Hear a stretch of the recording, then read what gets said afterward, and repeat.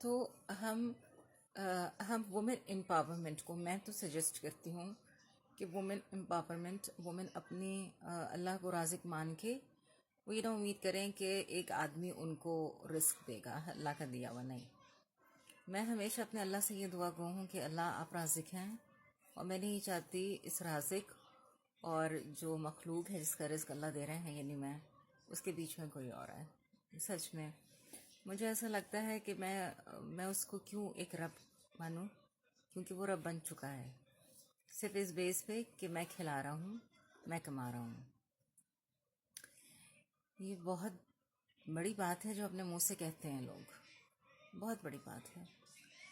اگر آج اللہ ان کو معذور کر دے تو پھر کون کھلائے گا انہیں؟ اللہ ہی کھلائیں گے۔ لیکن ان کی جو اپ برنگنگ ہے نا، جو ان کی مائیں ہیں، وہ اصل میں کیونکہ ایک ایرا چلا تھا، انہوں نے کہا تھا کہ کم پڑھی لکھی عورتیں زیادہ اچھی ہوتی ہیں۔ میں اچھی اور بری پہ نہیں کہہ رہی ہوں، لیکن انہوں نے یہ غلط کہا تھا۔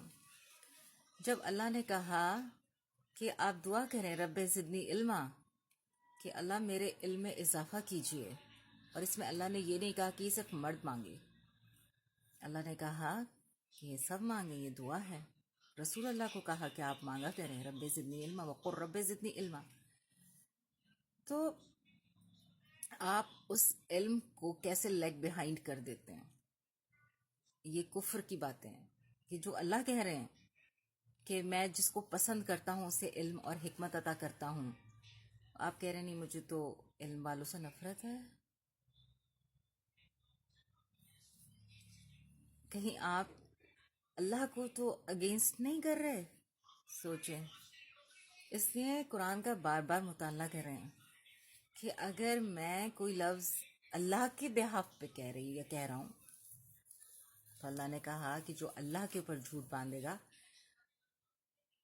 اس کا ٹھکانہ جہنم ہے۔ استغفر اللہ۔ آپ کی اپنی اوپینین اپنے نام سے بولیے، اپنی اوپینین اللہ کے نام سے نہ بولیے۔ آپ کو اتنا ہی اللہ کے نام سے بولنا ہے جو اللہ نے خود بولا ہے۔ تو علم کا تصور رزق کے ساتھ کنیکٹ نہ کریں۔ رزق آپ کا اتنا ہے چاہے آپ علم حاصل کریں یا نہ کریں۔ اگر ایک کم پڑھے لکھے کا بھی رزق اللہ نے زیادہ لکھا ہے تو اس سے ملے گا، لیکن علم آپ کو اللہ کی پہچان کراتا ہے۔ تو علم حاصل کریں، ضرور حاصل کریں، چاہے مرد ہو اور عورت ہو۔ ایک علم والی عورت جو اپ برنگ کر سکتی ہے نا، جو ایمان پیدا کر سکتی ہے، وہ دوسری نہیں کر سکتی۔